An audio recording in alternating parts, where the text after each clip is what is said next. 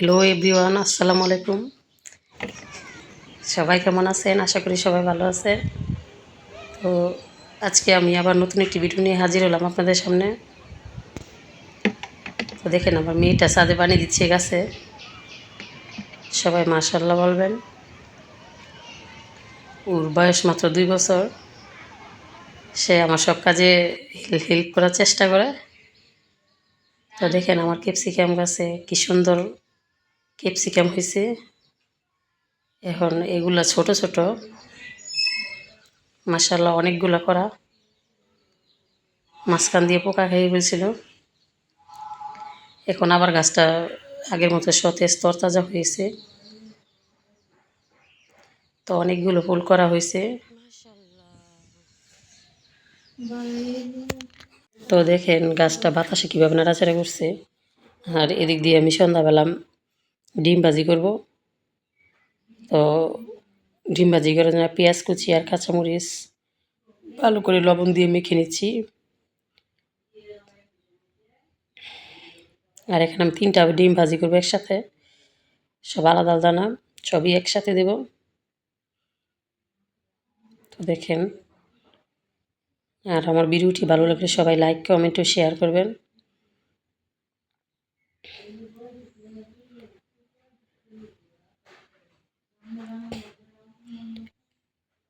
তো রাতের বেলা হালকা পাতলা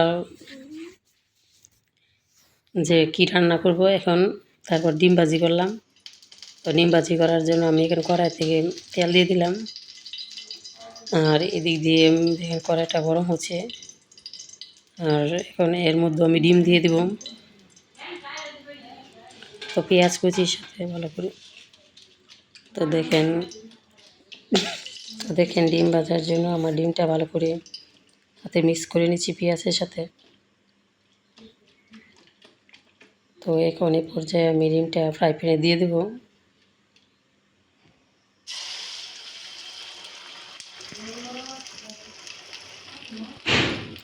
দেখেন ডিমটা দিয়ে দিলাম।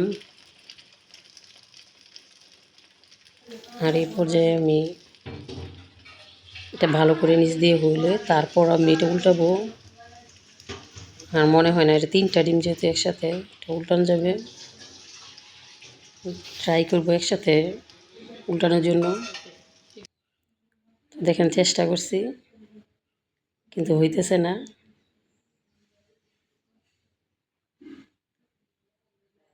তো এইভাবে আমি আস্তে আস্তে এটা উল্টে নিব।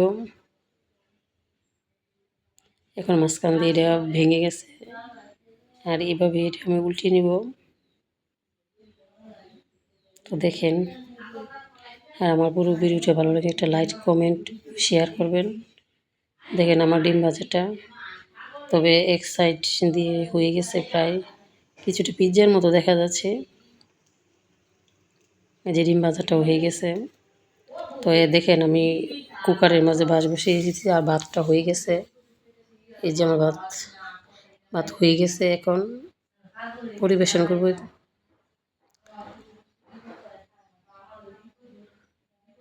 এই যে আমি অল্প কটা ভাত নিয়ে নিচ্ছি আমার বাচ্চার জন্য, আর ডিম ভাজা নিয়ে নিচ্ছি। তো দেখেন কুকারে একদম গরম, আর এই গরমের মধ্যে এই ভাতটা নেওয়ার পরে কীভাবে ধোঁয়া উঠছে। তো দেখেন কী অবস্থা। তো ওই দিক দিয়ে আমাদের এক চাচি কথা বলতেছে। তো দেখেন আমি ডিম ভাজাটা হয়ে গেছে, আর এখন এটা দিয়ে বাচ্চাকে খাওয়াবো। তো দেখেন ডিম ভাজাটা সুন্দর হয়েছে। আর এদিক দিয়ে আমি পেঁপে তরকারি রান্না করব।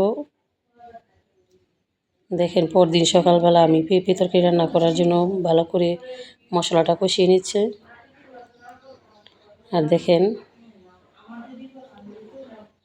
মশলাটা ভালো করে পেঁপের সাথে মিক্স করে নেব।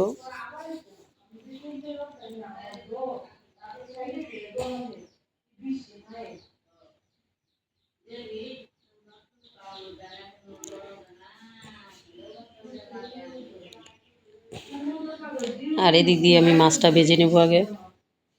তো মাছটা ভাজা আর এদিক দিয়ে আমি ছড়ি সিদ্ধ করে নিয়েছি। আজকে কচুর ছড়ির ভর্তা বানাবো। আর অন্য সাইড দিয়ে দেখেন আমার পেঁপেটা কষানো হয়ে গেছে। তো ওই যে মাছ ভাজা ডান আর এদিক দিয়ে ভাত রান্না করে ফেলেছি। এখন পেঁপেটা ভালো করে কষিয়ে তারপরে এই যে পেঁপে কষানো শেষ আর এখানে ঝোল দিয়ে দেবো। ঝোলের পানি দিয়ে ভালো করে নাড়াচাড়া করে নেব।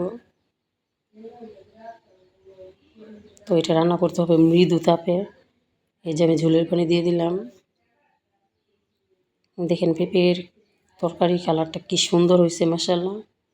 আর পেঁপে কিন্তু আমাদের শরীরের জন্য খুবই উপকারী, বিশেষ করে এটি গ্যাস্ট্রিকের জন্য অনেক উপকারী। যাদের গ্যাস্ট্রিকের সমস্যা আছে তারা পেঁপে তরকারির ঝোল বেশি দিয়ে খাবেন, আর এটা খেলে কোষ্ঠকাঠিন্য দূর হয়।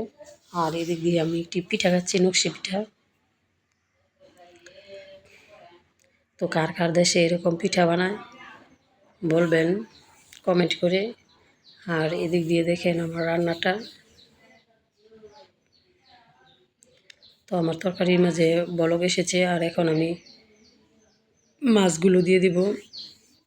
আর মাছগুলো দেওয়া শেষ হয়ে গেছে, এখন আস্তে আস্তে নেড়ে চেড়ে মিশিয়ে নেব। আর এই পর্যায়ে দেখেন আমার পেঁপে তরকারি রান্না শেষ। আর এদিক দিয়ে মরিচ টালা দিচ্ছি। আর এটা দিয়ে আমি কচুর ছড়িয়ে ভর্তা বানাবো। কচুর ছড়িয়ে ভর্তাকে কার কার প্রিয় কমেন্টে জানাবেন। তো দেখেন এটা দিয়ে পেট ভরে ভাত খাওয়া যায়। এই ছড়ি ভর্তাটা খুব টেস্ট হয়। বানানোর সময় এটা আঠালো আঠালো, আর খাওয়ার সময়ও আঠালো আঠালো থাকে। এই ভর্তাটা খেতে খুবই মজা।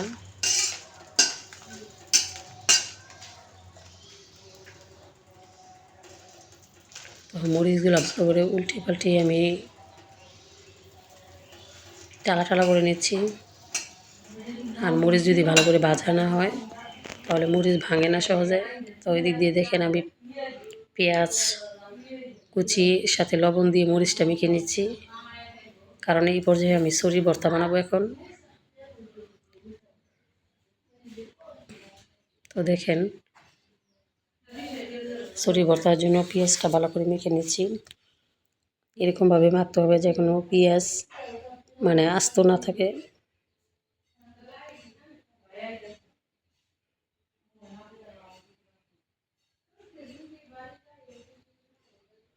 তো আমার এই ভিডিওটি দেখার জন্য সবাইকে ধন্যবাদ জানাবো।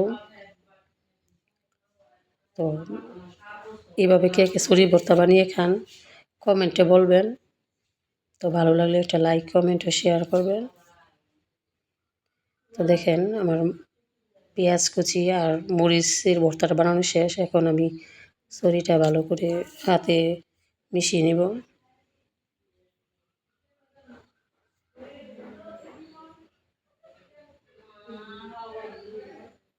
তো এই পর্যায়ে দেখেন আমার ছড়ি ভর্তা বানানো শেষ।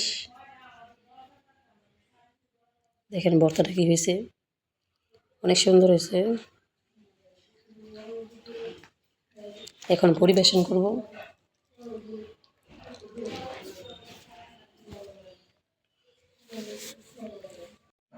তো আমার বর্তমানে ধান হয়ে গেছে, এখন খাওয়া দাওয়া করব।